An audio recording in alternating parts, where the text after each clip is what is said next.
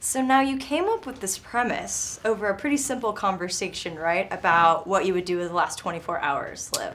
Yeah, actually, I came up with the idea that I wanted to write a film about how to be happy and about appreciating a normal day, that actually your happiest day wouldn't be some exotic day in Las Vegas with winning $1 million and hearing you'd been nominated for an Oscar. That'd be tense and nervous.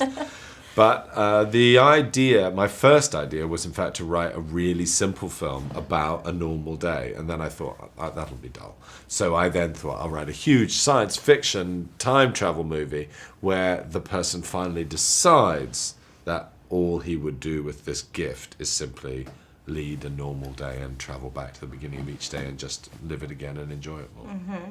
And I felt like you really wrote that in Bill Nighy's character, out of all of them, because, you know, even with this gift, it kind of goes back to that simplicity of just the beauty of our everyday life, right? Yeah, that's so true. And Bill and I talk about this a lot now. I mean, I think we're both saying to each other, are you sticking to the moral of the movie? We're trying to make sure we're holding to it, because both of us feel as though we should, you know, be more happy just with the normal day and not worry so much. Mm-hmm. So what I love so much about your films is that all these characters, they're witty and intelligent, but very, very relatable. I feel like we can all relate to at least one of them. And the same goes with Gleason and McAdams' characters. Their chemistry on screen was amazing. What was it like watching, you know, these characters come alive in the two of them, again with chemistry that can't be taught? It's there or it's not. No, it's so interesting. I'm not... until my films are well cast, they're no good at all. You would be interested how in the casting sessions I just lose confidence with every single person who comes in, and it's only when you actually get the perfect person, like as it were Love in Life, suddenly when Donald came in for the first time the part was funny. And I think that you tend to cast people who kind of appeal to your heart. And then once you've done that, they are likely to have some chemistry. They are likely to get on with each other. You know, I could tell that both Donald and Rachel were basically sweet people with a naughty twinkle. And I think that's why they got on so well. I like that naughty twinkle.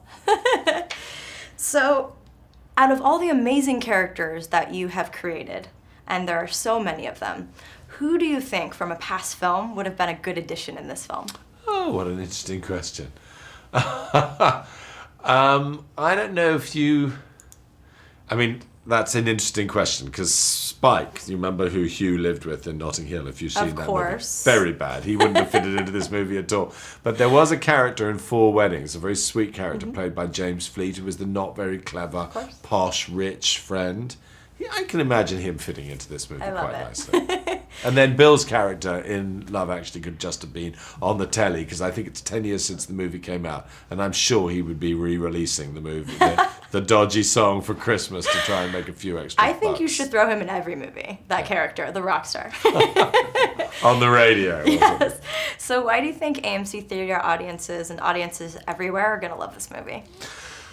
I hope that they will get slightly more than they bargained for. I mean, it is quite a romantic film, but I hope there are lots of jokes in it. There actually is some time travel and some of the normal chaos that time travel chooses. And then I think in the end, the movie turns out to be a little bit more emotional than expected. I've known a lot of people who say that the moment they walked out, they rang their dad or rang their son. So I hope it'll be a movie that actually leaves something in your mind when you've seen it. Absolutely. Well, thank you so much. We can't wait to have it on AMC screens. Well.